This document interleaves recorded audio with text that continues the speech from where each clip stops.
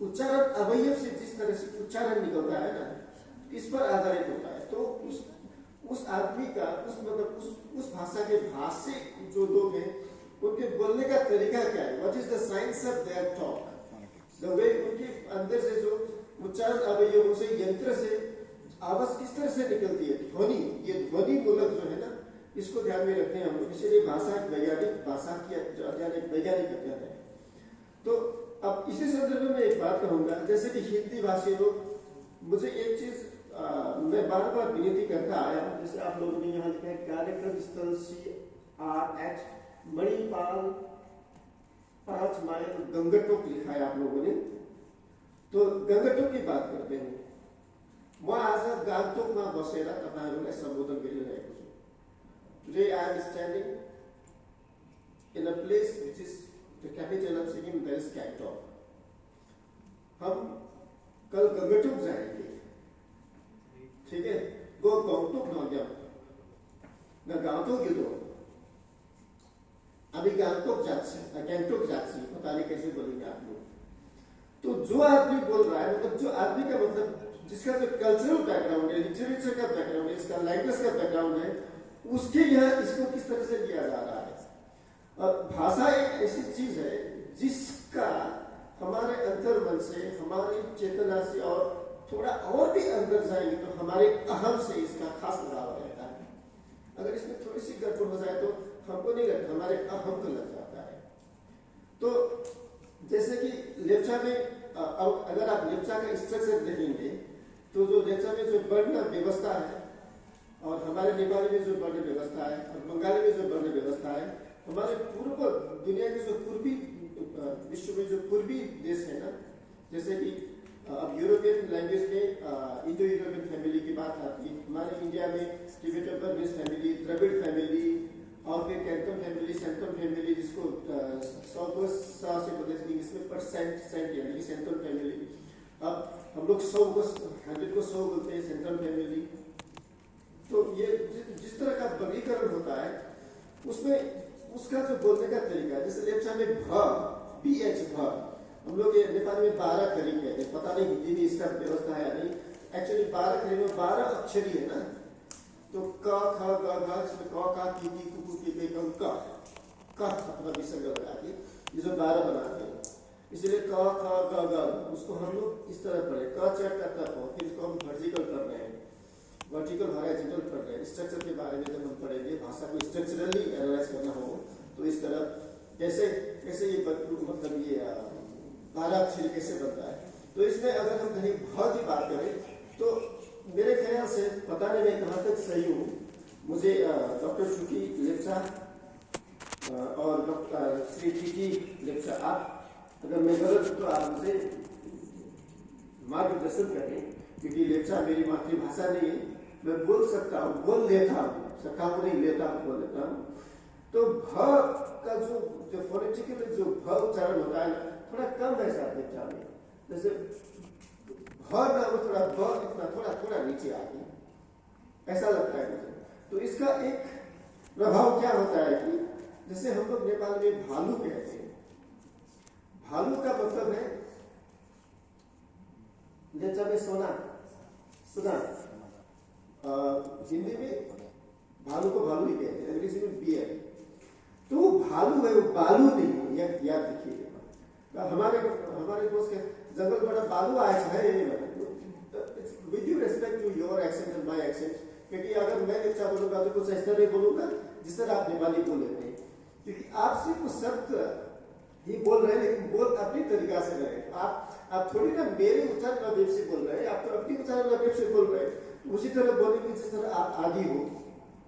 जैसे अभी किसी एक हमारे बिहारी भाई को, हमारे तमिल भाई को, हमारे असमी भाई को, हमारे पहाड़ी नेपाली भाई को और हमारे एक अंग्रेजी भाई को एक ही इंग्लिश सेंटेंस दे देंगे तो आप वो हमको नहीं समझ पाएंगे, हम उनको नहीं समझ पाएंगे, क्योंकि हम अपनी तरह से बोल रहे हैं। तो जब आप भालू को अगर बालू कहेंगे और बालूआकार को बालूकार कहेंगे तो हमारे कुछ लोगों को लगता है कि सिंटम की थोड़ा आगे का जो बालूआकार है वो शायद बालूकार है, जहां बालू अथवा भालू होते हैं। तो थोड़ा भाषा का जो अर्थ होता है ना, पूरा शब्द का अर्थ बिगड़ जाता है। इसीलिए हमारी कोशिश है कि आप बालुआ टार को पूरी तरह से बालुआ टार ही कह दें, आप अपन हम सब लोग। अब वही यूनाइटेड कमर्शियल बैंक गैंगटोक अंग्रेजी में, यूनाइटेड कमर्शियल बैंक गांगटोक नेपाली में, फिर United commercial bank Gangtok Hindi में। मैंने पूछा ये किसमें है? ये है हिंदी में। तो गांव अथवा हिल, भुजावी हिल को ऊंची जगह को गांव कहते हैं। जैसे नॉर्मो गांव, गांग्या, या का मतलब एट द बैक, तो गांग्या means at the back of the hill. तो गांगटोक मीन्स टॉक तो काटे को कटा हुआ। So Gangtok means a place where the hill is kind of cut apart. तो इसका सही उच्चारण होता है शायद गांगटोक, यहाँ तक सही होता है। तो इसको गंगटोक बोलने से थोड़ा क्या होता है कि हम अपने पता नहीं इसका, इसीलिए आज के बच्चे जो तकनीकी प्रावधानों से लैस हैं, उनको इस तरह इतना पीछे जाके स्ट्रक्चरली किसी चीज को एनालाइज करना शायद समय नहीं है। हम चाहेंगे कि हमारे बच्चे इसकी ओर भी ध्यान दें। मैं जो बोल रहा हूँ बड़ा मिक्स करके बोल रहा हूँ, क्योंकि आज के लोग इसे मिक्स किया हुआ चीजें समझते जाता है। स्ट्रक्चरली बोलेंगे तो फिर I will lose my connectivity और आप भी मुझे समझ नहीं पाएंगे। तो मैं उनकी बात कर रहा था। तो जैसे कि रिंग्यो ये नदियों की बात है ना, तो वो जो कह रही थी। और उसके बाद जब हमारे डॉक्टर टीटी लेप्चा, इन्होंने कहा लेप्चा जो एक भाषा है, वो लेप्चा भाषा की जो डिसेंसी है, मतलब कितना सौम्य, शांत, भद्र, पैसिफिक जैसा लैंग्वेज है, जिसमें गाली गलौसी कोई शब्द नहीं है। मैं सोच रहा था कि मैं एक काम करूँ इसके ऊपर, लेकिन मैं आपको एक विनती करूंगा, आप सोच से मत किया करो, क्योंकि मैं तो सोच ही रहा था, उन्होंने कर दिया है। तो करना चाहिए। तो आज जो मैं करने के लिए सोच रहा था, उन्होंने कर दिया। क्योंकि मैं जब स्कूल में पढ़ाया करता था, तो मेरे एक दोस्त मेरे अग्रस्त थे, एंटी लेप्चा टीचर, शायद वो गुजर गए।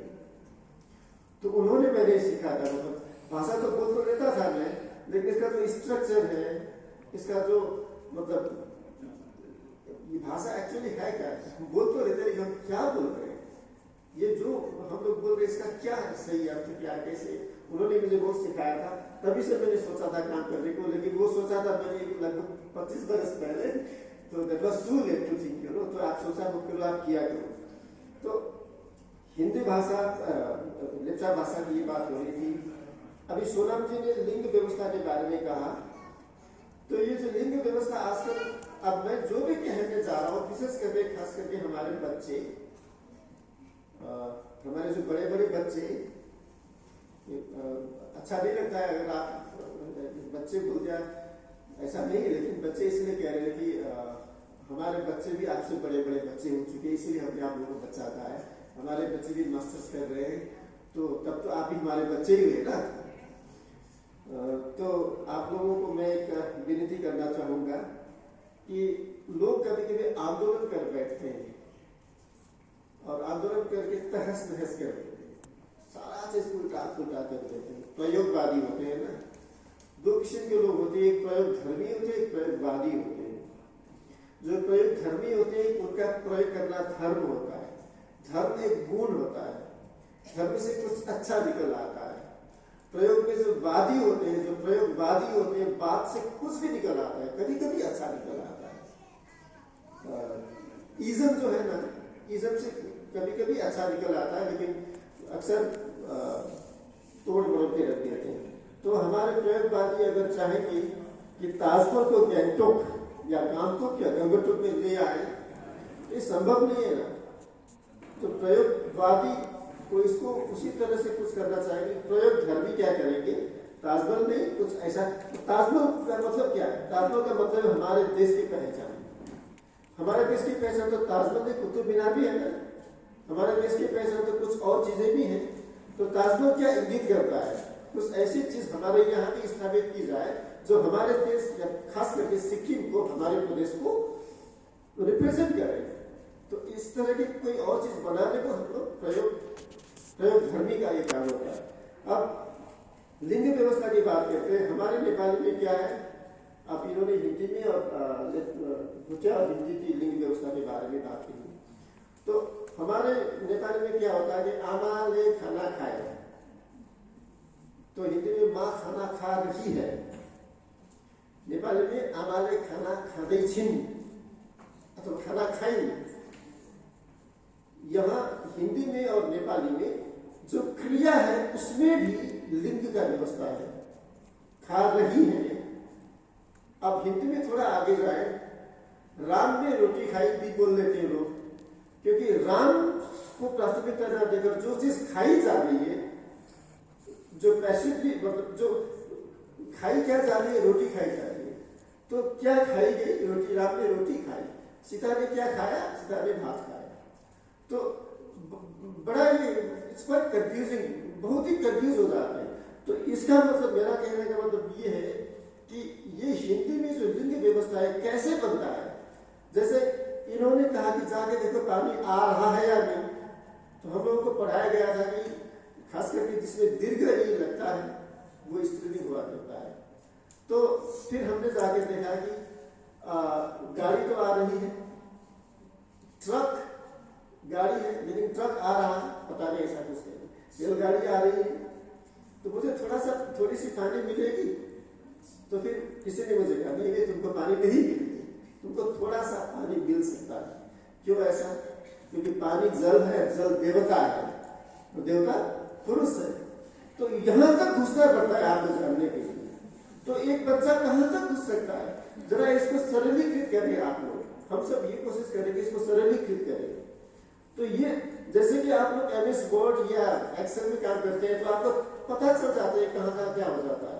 तो इसीलिए इसको भी, इसीलिए मैंने कहा कि ये साइंस है, तो इसको सरलीकृत करना आवश्यक है। अगर सरलीकृत नहीं करेंगे, कॉम्प्लिकेटेड रखेंगे रिलेशंस को या फिर नॉलेज को भी, तो दुनिया आपको समझ नहीं पाएगी।